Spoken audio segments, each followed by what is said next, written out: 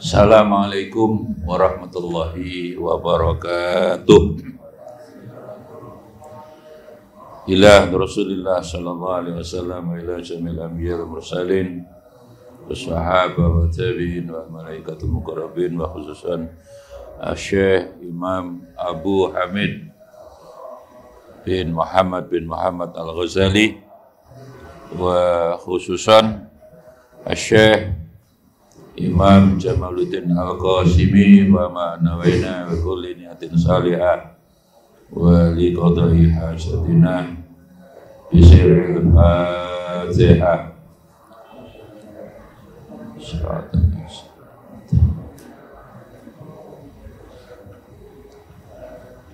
Bismillahirrahmanirrahim. Alhamdulillahi rabbil alamin. Wal akibatu lil muttaqin. Allahumma salli wa sallim wa barik ala sayyidina Muhammad wa ala alihi wa ashabihi ajma'in, amma ba'd. Wa qala al-musannifu rahimahullah ta'ala bi ulumihi wa amatana bi asrarihi bidaraini, amin ya rabbal alamin. Bismillahirrahmanirrahim. Bayanul ilat alladzi bihi yamna al-lisan anil ghibah.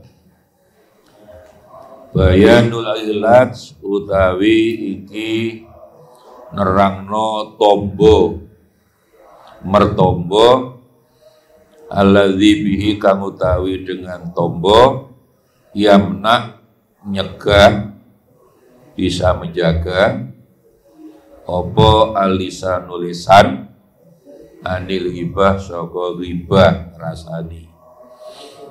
Jadi yang lalu kita sudah bicara apakah itu ghibah, apakah itu yang menyebabkan orang senang ghibah rasani orang lain. Ya, sekarang barulah Imam Al-Ghazali ya menerangkan bagaimana ya cara-cara mencegah agar lisan itu ndak seneng rasani ghibah. Ya. Jadi sekali lagi ghibah pada dasarnya adalah menyebut kejelekan orang lain yang ndak disukai. Jadi ketika orang lain kita sebut kekurangannya, ya, dan itulah kesenangan manusia. Ya, gajah di kelopak mata tidak tampak, kuman di seberang lautan tampak. Jadi kesalahan diri sendiri, ya, segede gajah itu udah kelihatan. Padahal gajah itu kan gede. Ya. Gajah itu kata orang Madura raja, makanya raja. Di depan mata ada kelihatan. Kekurangan, kesalahan, kekhilafan, ya dirinya sendiri walaupun banyak, akeh itu tidak akan kelihatan. Tapi kuman di perang lautan. Pada kuman itu tidak bisa dilihat oleh mata telanjang, dilihat oleh alat, itu pun tempatnya di Bali sana, di seberang lautan, atau paling tidak di Bangkalan sana. Itu kelihatan, itulah jenera manusia. Nah, itu dilarang di dalam Islam. Ilam ngerti sira, dawuh Imam Ghazali, anna masawi al akhlak, saat temeni olo-olone akhlak. Semua akhlak yang jelek masawi. Ada akhlak mazmumah, ada akhlak mahmudah. Ada akhlak yang jelek termasuk rasaan ini, tapi juga akhlak yang baik, yang mahmudah. Ya, sabar. Ndak punya iri hati, ndak gampang ngrasani wong, ndak mudah marah, itu kan yang bagus-bagus. Ya. Jadi kulluha ya sebagaimana masawil akhlak, sumber kejelekan perilaku, ya, behavior, akhlak. Innama angin pesini tu'ala juden tambani ilaj bimak juni ilmi dengan modal ilmu wal amal. Imam Ghazali berpendapat bahwa untuk mencegah agar orang tidak ghibah, tidak ngerasani wong, tidak menyebut kejelekan orang lain, pada orang lainnya kan tidak ada, lalu di depannya kan dakwani. Lah itu menurut Imam Ghazali satu ilmu dua amal.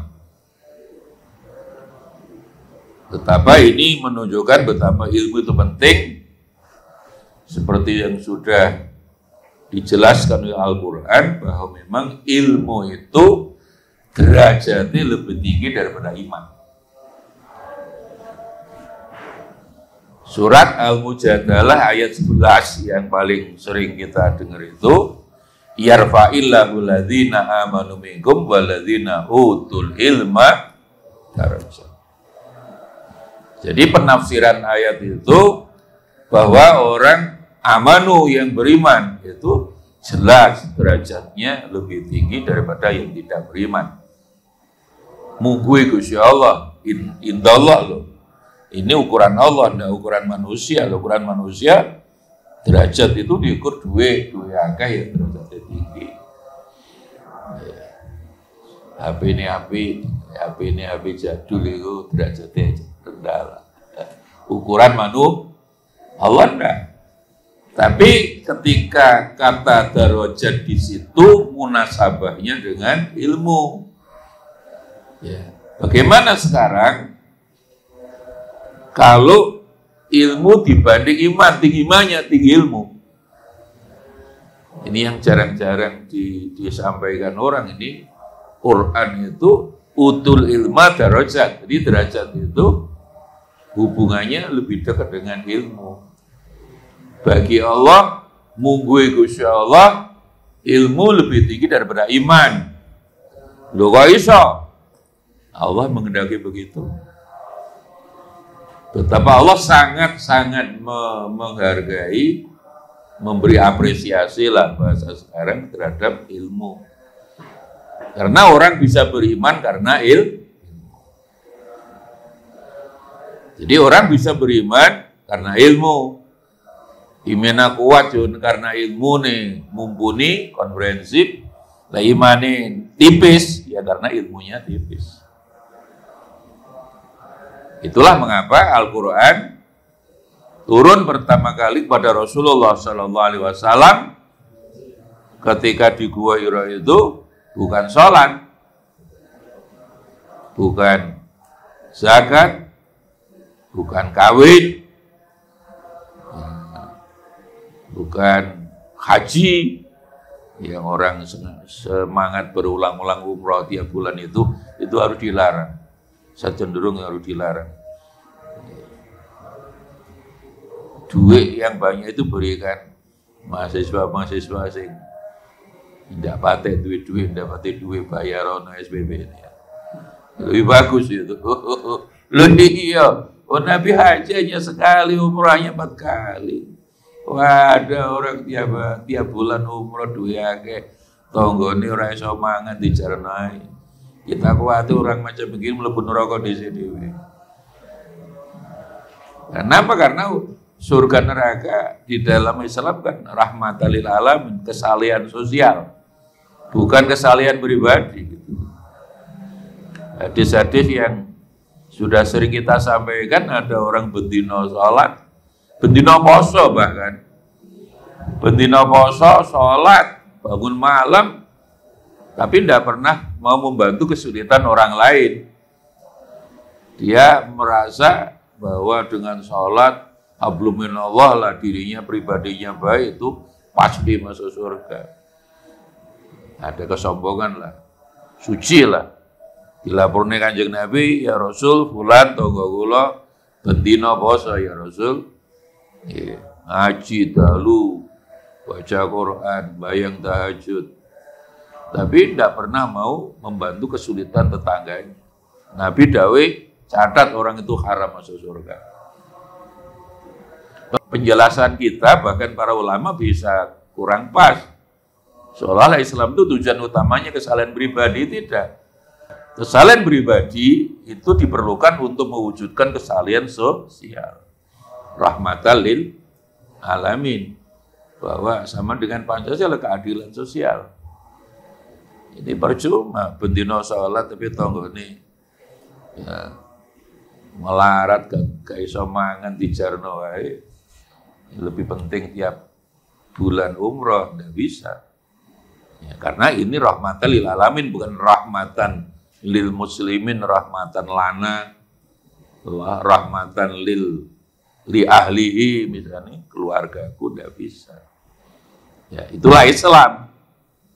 Ya, maka ya, betapa pentingnya akhlak termasuk tidak boleh riba ini untuk menunjukkan bahwa akhlak itu memang derajatnya lebih tinggi daripada fikih syariat.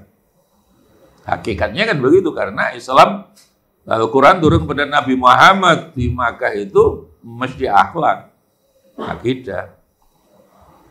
Hukum-hukum syariat-syariat itu turunnya semua di Madinah ketika uang akhlaknya, akidahnya sudah kuat.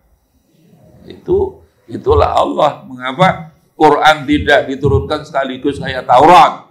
Taurat kan langsung. Nabi Musa 40 hari 40 malam di Gunung Turusina. Ya, ada yang membaca Turusina, ada yang membaca Turisaina, mudun dalam wadah tabut kotak utuh mulai A sampai Z. Nah, Quran kan enggak. Ada periode Mekah, periode Madinah. Di Mekah kurang lebih 13 tahun, sisanya di Madinah kurang lebih 10 tahun. Menurut para ahli tafsir, mufassirin, ulama mufassirin, semua ayat-ayat di Makkah umumnya mesti berhubung dengan akhlak dan akidah. Itu Allah sendiri berarti ngajarkan kepada kita, memberi tausiah bahwa akhlak akidah dulu. Dan Rasulullah sendiri, terutama menghadapi non-muslim yang memusuhi Nabi, hampir tidak pernah mendahulukan fikih. Walaupun dalam peperangan mereka boleh dibunuh, Nabi tidak membunuhnya. Ya, kamu gelem syahadat tak? Boten Muhammad, tidak gelem Nabi Muhammad. Ya sudah, mulia. Ya, bagi anak-anak kita kan, Kanjeng Nabi goblok, orang mata ini gak bisa. Apa tugas Nabi itu membunuh orang? Kan aslama. Aslama juga menyelamatkan akidahnya. Itulah saya sering menyampaikan, assalam berdirikan selamat kan tidak bisa. Assalama itu fi'il muta'addi, yang artinya menyelamatkan, merahmati. Yang dirahmati lil alamin tadi. Salimah selamat. Orangnya salimun, isim fa'il. Kalau assalama yuslimu muslim. Siapa muslim? Ya orang yang menyelamatkan. Siapa? Siapapun. Manusia, binatang. Merahmati. Maka pada dasarnya Islam itu intinya kesalian sosial. Kesalian, jadi kesalian pribadi, sholat, ya baca Quran itu ketika pribadi sudah baik itu untuk kepentingan kesejahteraan orang lain. Bahasa Undang-Undang Dasar Indonesia mensejarahkan kehidupan bangsa. Apalagi kayak di Indonesia ini, lihat aja. Ya, BPS, Badan Pusat Statistik yang terakhir cukup mengerikan, 68% loh. Orang Indonesia tidak mampu mengakses makanan yang bergizi. Padahal ukurannya 22.000. Jadi orang kalau sehari makannya tidak sampai 22.000 itu, dia makannya tidak bergizi. 22.000. Ada di Surabaya ini, bakso sama kok 1.000. Belum ngombe ini, Jadi hanya 22.000 makan 3 kali, makan itu tergolong ya tidak mampu mengakses makan bergizi yang sebenarnya menurut saya itu adalah penghalusan, artinya kemiskinan ada peningkatan. Orang melarat tambah, dan yang menurut BPS yang lebih juga cukup bahaya, bukan juga bahaya, yang bahaya itu disparitas, kesenjangan. Kalau satu orang ada yang punya tanah sampai 50.000, istilah BPS kan aset nasional itu 70% hanya dikuasai 9 orang, 10 orang. Nogo songo itu. Makanya telakarnya ono wali songo, ono nogo songo. Atau orang sameter ya gak duit. Itu kesenjangan. Kesenjangan. Maka dalam konteks ilmu-ilmu sosial banyak yang membagi 4 itu ya. Makanya betapa bahayanya tadi itu. Jadi kalau ditanya, ada orang yang katanya ditanya, hari ini makan apa? Anu Pak, kalau belum tentu bisa makan hari ini. Saking melarati, ada. Yang kedua, lumayan ini. Pertanyaannya, makan apa? Ya mungkin kemarin sudah rawon setan. Hari ini ganti sop ayam janda. Itu hidupan UPN. Sop ayam janda, aneh-aneh. Jadi harus ditanya itu rondo ini rondo garing atau rondo teles atau rondo royal. Aneh-aneh itu ya. Memang sekarang kan biar laris ya, rawon setan sambar bledek. Ya. Sop ayam janda. Oh, kemarin saya sudah rawon, hari ini harus ayam lodeh. Itu lumayan. Ada orang yang makan sugi, pertanyaannya sama hari ini makan di mana? Oh, saya pagi ini makan di Surabaya, nanti siang sudah makan saya di Bandara Jepang di Narita. Malam nanti saya sudah makan di London. Ada. Oh, bisa, cukup. Saking duit. Lah yang keempat ini yang paling bahaya. Pertanyaannya, sampean makan siapa? Makan siapa itu pengertiannya, siapa yang akan kamu rugikan demi gulai duit sing akeh itu yang kamu rugikan hari ini siapa? Dalam pengertian juga ada orang makan siapa itu pengertiannya, ada orang ya sing lemu wis tahu, sing kuru tahu, sing dukur tahu, sing dia tahu iki, sing durung sing apa ini. Ya, urusan apem lah. Dan apemnya artis itu 40 juta. Ya 40 juta memang. Ya iya 40 juta. Padahal ya itu ceritanya polisi-polisi lah, saya ngaji di Polda. Itu kan Vanessa dulu itu 80 juta loh Pak. Nompornya separuh 40 juta, mucikarinya separuh. Tapi bayang netok kan gak apa-apa. Apa kok 80 juta ini model ya. Nah itulah. Tapi kesenjangan tadi yang paling bahaya. Itulah. Di sini makanya kesalahan sosial itu menurut Imam Ghazali berarti harus dimulai dari akhlak yang bagus. Ya, bukan fikih. Ya, kata fikih pun sebenarnya kalau kembali dalam Al-Quran, fikihnya hati. 20 kali kata fikih, oke itu kan faqaha, bimana tahu toh, alimah. Yang dimaksud hampir 14 kali kata fikih itu fikihnya hati. Bukan hanya fikihnya akal. Lah kita fikih itu kan hanya urusan jopo, rokok, sujud itu kan urusan jopo. Fikih itu kan hanya mengatur urusan al-afal al-dhahiriyah. Rokok, sujud, salam ke kanan ke kiri. Itulah makanya Imam Ghazali harus di-mix. Hal-hal yang dhahiriyah yang diatur fikih itu hati ini ya apa? Hati. Karena kata fikih itu bukan urusan fikihnya akal, otak, fikihnya hati. Ya semua kita fikih itu kan ngatur dhahir. Imam Ghazali paling cerdas, makanya dia lah ngarang kitab Ihya.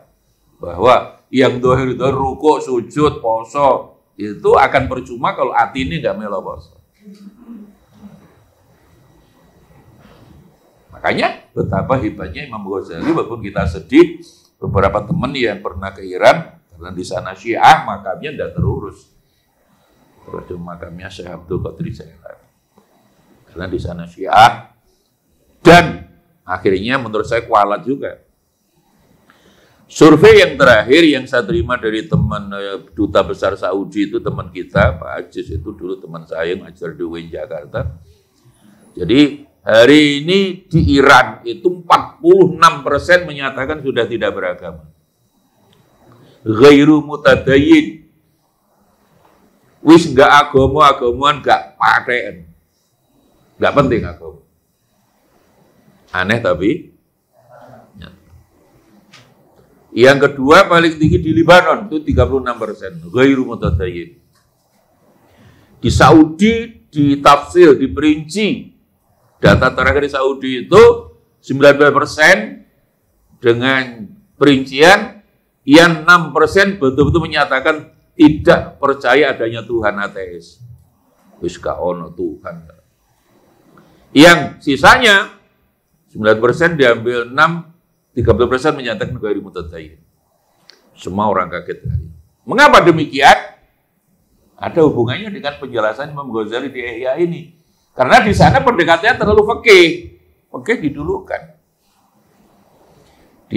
Rame-rame di Iran hari ini, lihat aja, nggak gaya jilbab, nggak kerudung harus dibunuh. Jadi kebenaran agama itu hanya diukur dengan hukum fikih. Salah. Karena Quran turun pertama kali akhlak dan akidah. Baru nanti diukur dengan fikih, oke. Tapi Quran itu akidah, akhlak dulu. Di Saudi Wahabi jelas kefikihan itu. Sangat fikih. Walaupun hari ini Wahabi di Saudi sudah berubah total. Waktu saya kuliah di Libya, Saudi itu jelas masih sangat Wahabi tahun 90-an. Karena semua kitab-kitab lama Wahabi di Saudi diambil, diganti dengan kitab-kitab yang moderat kayak di Indonesia. Ya, karena kitab-kitab Wahabi itu kan cenderungnya gaya-gaya model. Nah, di Indonesia kan Imam Syafi'i, jadi moderat. Ojo kereng-kereng, ojo ngerokok, ojo haram nih. Di Saudi kan haram. Walaupun di pondok ini tidak boleh ngerokok. Kau walaupun ngerokok, makruh itu. Saya di pondok kau oleh ngerokok. Orang manfaati. Kamu itu sepur. Di Saudi kan haram, kemudian diambil alih Muhammadiyah, keputusan muktamar Muhammadiyah ngerokok haram. Memang Muhammadiyah kan lebih dekat dengan Wahabi. Walaupun sekarang sudah perubahan. Jadi fikih. Makanya ketika fikih didengarkan ya dipaksakan toh. Karena dipaksakan model Saudi, muka Iran, Timur Tengah lah umumnya. Dipaksakan. Ya rakyat akhirnya gengge tapi tidak kepanggih gitu loh. Artinya nggih tapi sebenarnya belenek gitu loh. Wis belenger wis gak aku gak agama. Karena tidak berangkat dari hati. Gak bisa. Itu menurut saya di Iran tuh kualat Imam Ghazali. Imam Ghazali orang yang luar biasa, sekarang tidak dihargai. Makamnya Masya Allah. Tapi makamnya siapa? Saya pernah 3 kali ke Iran, yang imam yang ke-8 itu di Mashhad itu, ya Allah. Kayak ngalang-ngalain Nabi itu. Masya Allah. Bahkan ada keyakinan orang itu waktu sudah haji ke Mekah, belum ke Mashhad, orang Syiah itu tidak sah, kayak orang haji. Luar biasa. Jadi itu data terakhir yang cukup mengejutkan semua pihak. Jadi di Iran, saya ulangi, 46% menyatakan tidak beragama. Karena caranya dipaksakan. Dan segala sesuatu dipaksakan tidak akan berhasil. Yang iya, tapi sebenarnya ada penolakan. Orang dipaksakan tidak bisa. Maka teori polisi yang pernah ngomong dengan saya, orang diperkosa itu tidak bisa. Tidak mungkin orang diperkosa bisa. barang cilik kok akhirnya bisa podo gelem. Menurut teori polisi katanya awalnya nggak gelem tapi akhirnya kok enak kira-kira gitu. Jadi ada polisi yang bilang nggak bisa, orang diperkosa itu nggak bisa Pak. Gimana orang diperkosa? Nggak bisa Pak. Ya memang awalnya nolak tapi akhirnya kok enak kira-kira begitu. Jadi la ikraha fiddin jelas Quran nggak boleh dipaksa. Wong beriman saja nggak dipaksa kok. Apalagi hanya urusan nggak pakai kerudung. Kiai-kiai kita ini bunyai dulu tuh kerudungannya udah harus berukut-berukut seperti itu. Ya kayak Mbak Yani, kayak Bu Nuria, Gus Dur, ya gitu ya mana Lirboyo. Cuma kiai dulu ya istrinya bunyai biasa lah. Sekarang harus berukut tuh diubel-ubel, bahkan mubazir itu harus dikritik gitu. Kerudungnya sampai tongis itu kan mubazir itu. Mubazir itu. Mubazir. Dikritik lah sekali-kali itu ya. Nah, sekarang semua orang pakai kerudung. Nah, di saya itu alhamdulillah tidak dipaksakan tapi semua sekarang pakai kerudung. Walaupun namanya salah hijab. Hijab itu kan dinding sebenarnya. Yang betul jilbab lah. Lah, kita kembali pada ini. Jadi ilmu dan amal gitu. Jadi orang bisa menghentikan tidak ngerasani wong itu ilmu. Untuk menegaskan betapa pentingnya ilmu. Lah, saya teruskan dalam konteks ilmu inilah hari ini orang dipaksa lebih cinta teknologi 4.0 lah daripada ilmu. Itu kita ini dipenjara, itu dibujui, dihapusi. Teknologi itu kan anaknya ilmu. Ilmu punya anak namanya teknologi. Teknologi itu ya teknologi apapun termasuk HP. Laptop, ya orang menyebut kecerdasan buatan. Itu kan itu harus dibuang istilah kecerdasan buatan itu penipuan menurut saya. Ya teknologi canggih itu aja loh. Dulu orang itu teknologi canggih gitu diganti kecerdasan buatan. Itu mengapa disebut kecerdasan buatan? Karena mereka yang menciptakan tim ini rencana besarnya bukan hanya kecerdasan buatan, nyawa buatan, kan kesombongan. Maka itu istilah kecerdasan buatan harus dibuang jauh-jauh. Kalau saya itu penipuan. Kalau kita membaca sekali lagi, kamu baca bukunya ada profesor sejarah dari Amerika, Profesor Dr. Yuval Noah Harari itu yang mengingatkan mereka, kamu itu sombong, nggak bisa menciptakan nyawa buatan. Kalau robot bisa lah, itu kan kecerdasan buatan, itu kan teknologi canggih gitu aja lah. Mengapa disebut AI, Artificial Intelligence? Ya karena arahnya itu tidak hanya kecerdasan buatan adalah nyawa buatan, kan something impossible, kan nggak mungkin. Nggak mungkin, itu sombongan, nggak bisa gitu. Nah, orang sekarang seneng HP, ya, seneng teknologi, hasil teknologi, ya mobil, macam pesawat itu kan teknologi apa. Tapi lupa ilmu kan salah. Nah kita HP misalnya kan itu anggap aja itu 40, 50 lah. Tapi kita kan nggak bisa membuat, kita hanya menjadi konsumen. Makanya boleh gaya HP, boleh bicara 40-50, tapi itu teknologi, apapun teknologi, lebih penting orangnya. Itulah makanya dalam pepatah Inggris mengatakan man behind the gun. The gun itu senjata, sehebat-hebatnya senjata, yang penting kan orangnya. Biar ya, senjata makan tuan gitu. Man behind the gun itu falsafah yang sangat-sangat bagus, artinya agar orang itu tenang. Alat ya alat, tapi yang lebih penting orangnya. Man behind the gun itu falsafah yang sangat bagus. Walaupun hari ini orang nggak ngerti, orang ditakon the gun itu apa rek? The gun itu kelompok nomor. Itu falsafah yang bagus.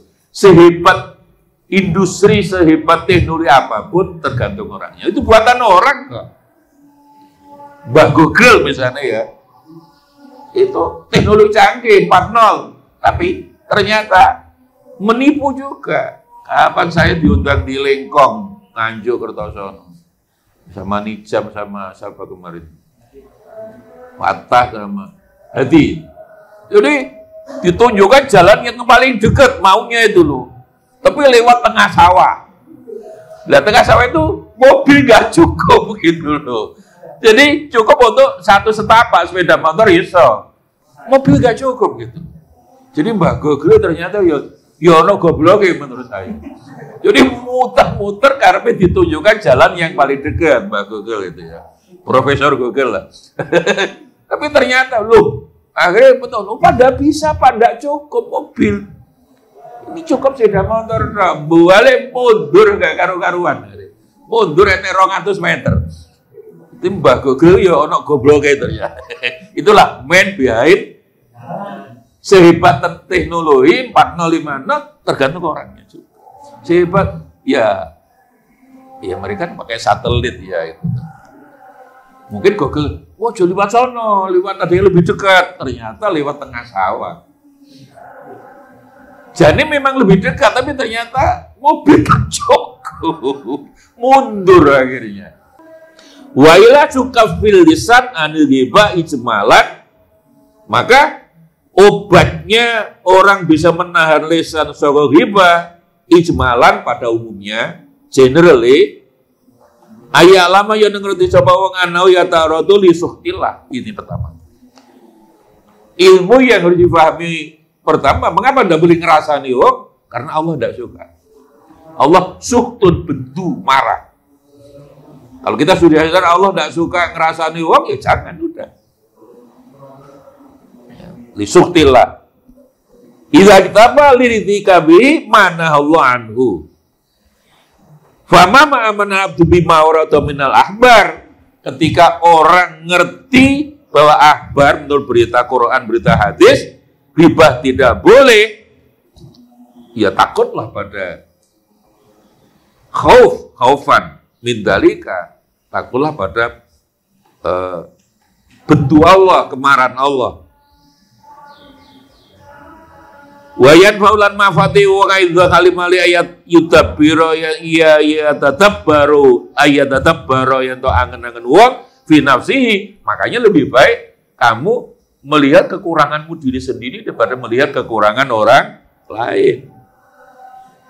Istaghola gubuk bersibuk-sibuk bi aibi nafsihi, itu lebih bagus daripada melihat aib orang lain, aibmu. Kayak kamu itu orang bersih-bersih yo. Ya. Wa dzakara lan iling sapa wong kala wing dawuh Gusti Rasul sallallahu alaihi wasallam, tuba liman saghalahu aibuhu an uyubin nas. Ini dawuh Kanjeng Nabi. Tuba bejo kemayangan. Di bahasa Jawa lama itu bodoh dafa, bejo kemayangan. Sangat beruntung tuba. Tuba bahasa Arab bukan tuba, air susu dibalas dengan air tuba. Tuba bahasa Arab tuba bejo kemayangan liman kang gene wong sagol kang nyibukaken nikmat apa aibu. Jadi orang yang lebih sibuk ngurusi aibnya diri sendiri itu lebih bagus daripada uyubunas aibnya orang lain. Sagola itu istighol, gupuh, sibuk, masghul. Disinilah saya di pondok ini terus terang Allah ma'azil tidak usah dibaca. Saya berpendapat tidak usah dibaca karena itu sholawat diidentikan dengan Kanjeng Nabi tidak punya sifat seperti itu. Allahumma azili dhalimin bil. Silahkan, tapi di pondok ini saya kurang berkenan. Tunggali ojo manut tulisan itu terbitan itu ya Rabbi bil Mustafa bali maka Maula ya salli wa sallim daiman abada ala habibika wal habibul ladzi likulli haulin muk itulah diterbitkan Muktahami. Saya milih Muktahimi. Saya percaya kiai saya. Orang percaya terbitan Al Hidayah itu. Orang kan Muktahimi apa? Kan biyen kiai dulu ndak ono Muktahimi. Ya Rob baru ditutup ya Rob Bibil Mustafa balik maqasidana wa firlana mamadha. Jadi ya itu penting karena itu Imam Busiri itu wali. Mengapa? Itu 194 sebenarnya. Dipilih yang telutro dak kabeh. Itu kan beliau sakit, kan Imam Busiri itu waliullah, sakit terus santri ini matur Imam Busiri mungkin panjenengan sedang sakit senengan nyusun syair, madah. Oke. Tertidur Imam Busiri itu. Tertidur nyusun kalimat. Maula ya sholli wa sallim daiman abadan ala habibika mandak. Gak iso terus nih. Dalam mimpi Rasulullah hadir.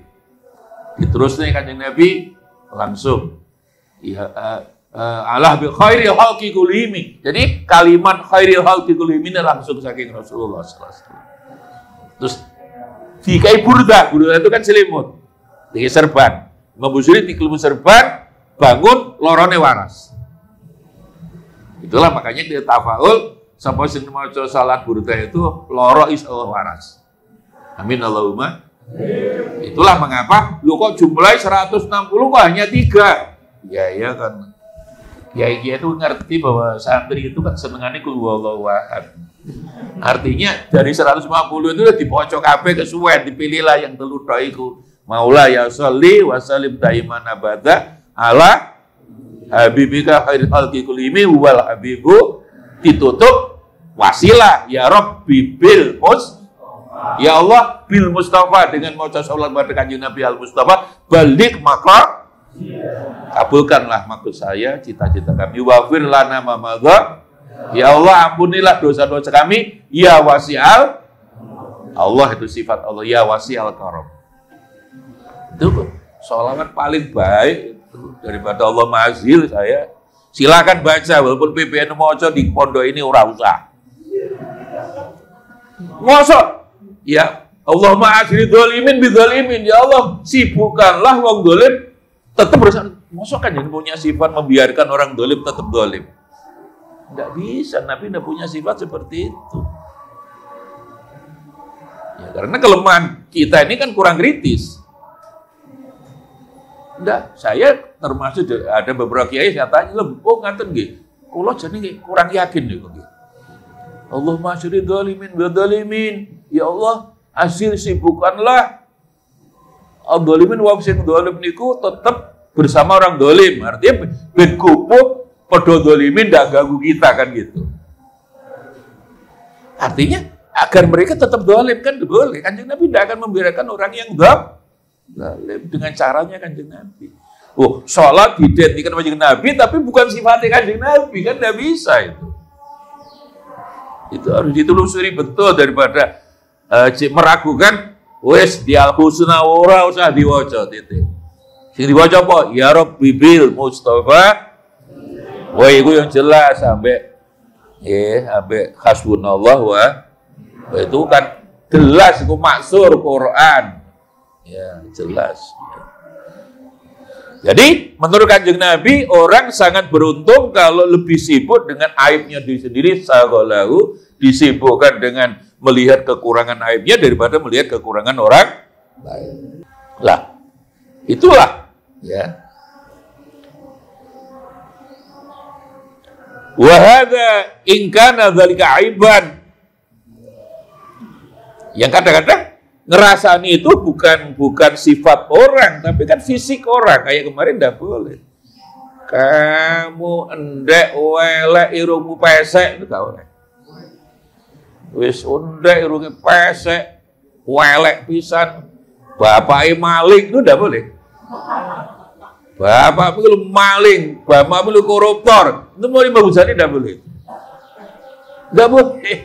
Lo Kanjeng Nabi niku ngelok nih walat itulah Al-An'am 108. Jangan walat tasubul ladzina yad'una min dunillah. Coba. Muhammad, kamu jangan caci maki orang yang nyembah selain Allah. Nyembah berhala itu salah, tapi jangan dicaci maki. Artinya bahwa dakwah itu tidak boleh dengan cara caci maki. Tidak boleh ngelok-ngelok nih, lewang dilok ini kan lari. Itulah Nabi itu rahmatan lil Maka dakwah tidak boleh dengan cara marahtan lil alamin. Ono dakwah kiai tokoh, apalagi merasa Habib marah-marah. Nabi, Nabi marah-marah. Hari ini kan belum selesai orang habaib, Ba'alawi katanya setelah dicek sampai Kiai Maduddin katanya tidak nyambung Rasulullah. Wallahu alam, itu saya bukan ahli nasab. Saya hanya berpikir Nabi Daud al-ulama warasatul anbiya. Bahwa yang meneruskan agama Nabi adalah para ulama. Kalau memang ketepatan jalur biologi Rasulullah, wah hebat. Dan kita harus hormati. Salawatnya kan wa ala alihi wa sahbihi. Sudah betul itu. Semua keturunan Nabi harus kita hormati. Cuma problemnya hari-hari ini memang ada merasa keturunan Nabi, tapi isinya bukan rahmatan lil alamin, marahtan lil. Apa bisa? Kanjeng Nabi tidak pernah marah-marah. Itulah makanya di Quran innas sam'a wal basara.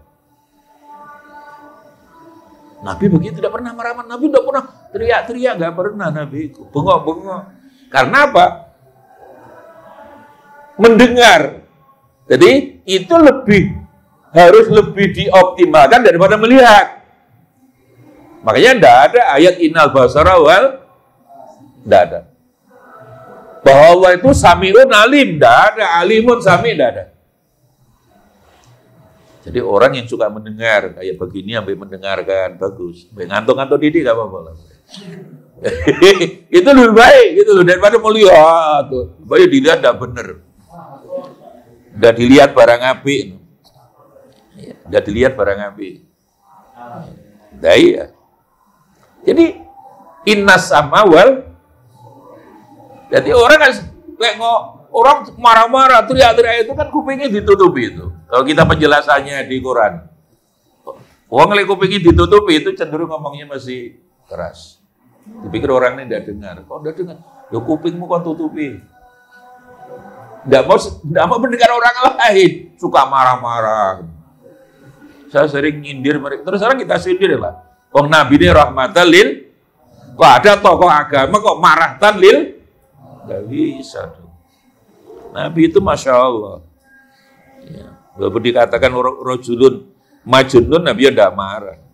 Itulah sifat Rasulullah yang penyabar. Ya. Raufur Rahim.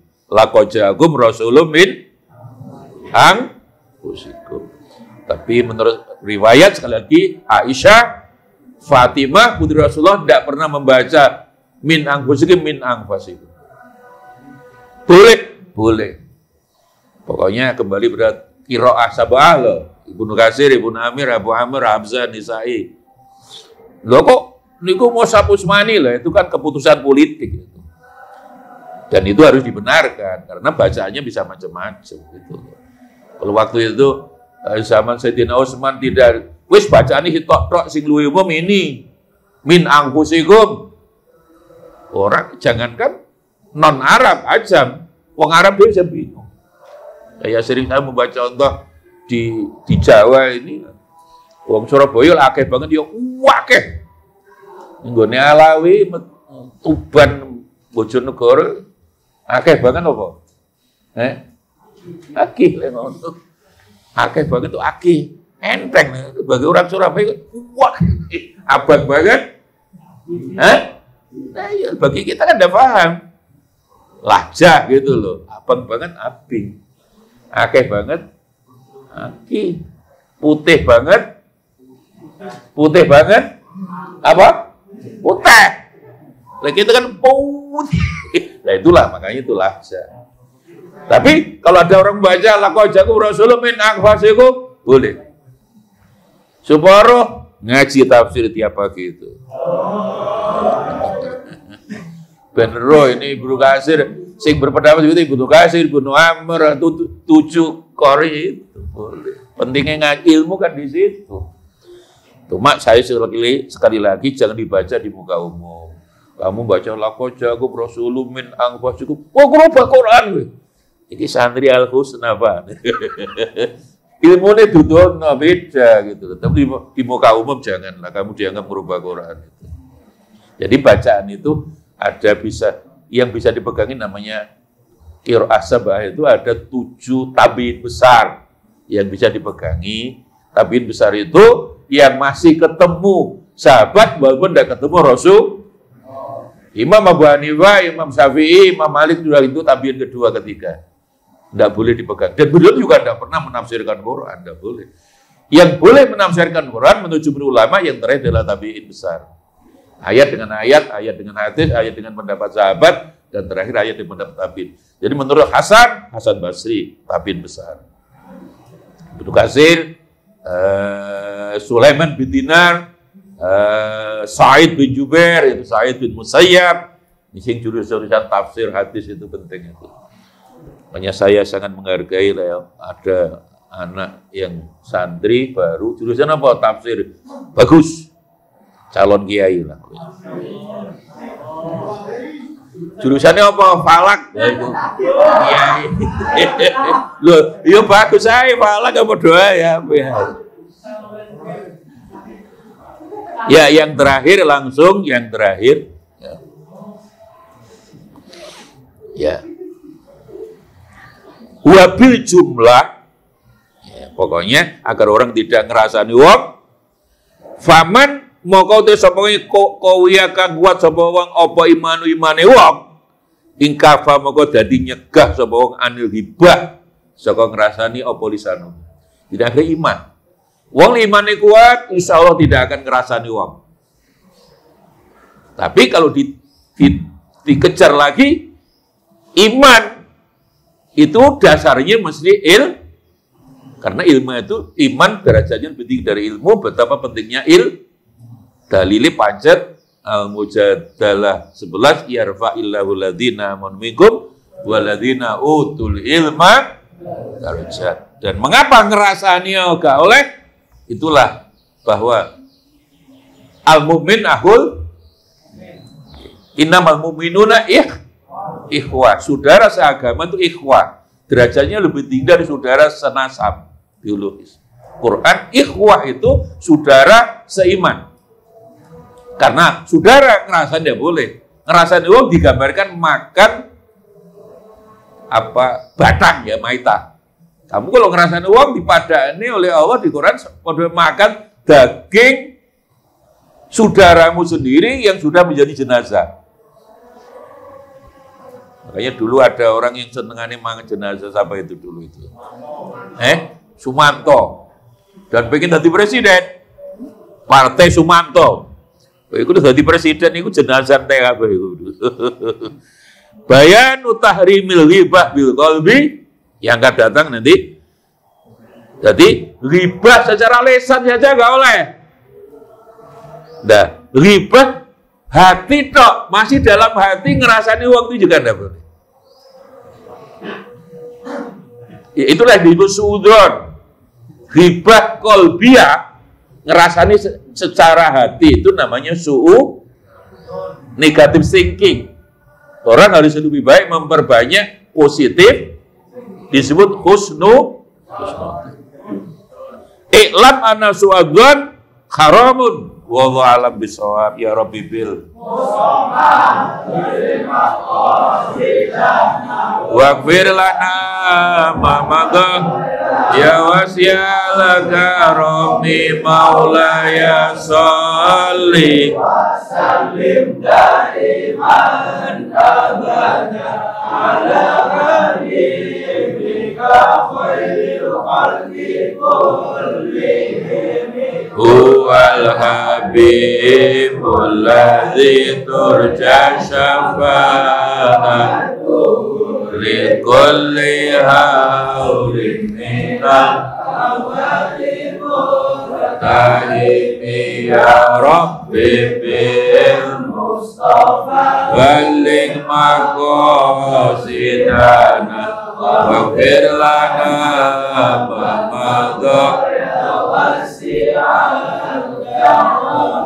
Maulaya sholli wa sallim daiman ala habibika khairil khalqi kullihim huwal habib الذي ترجى شفاعته لكل هول من الأول مرتهب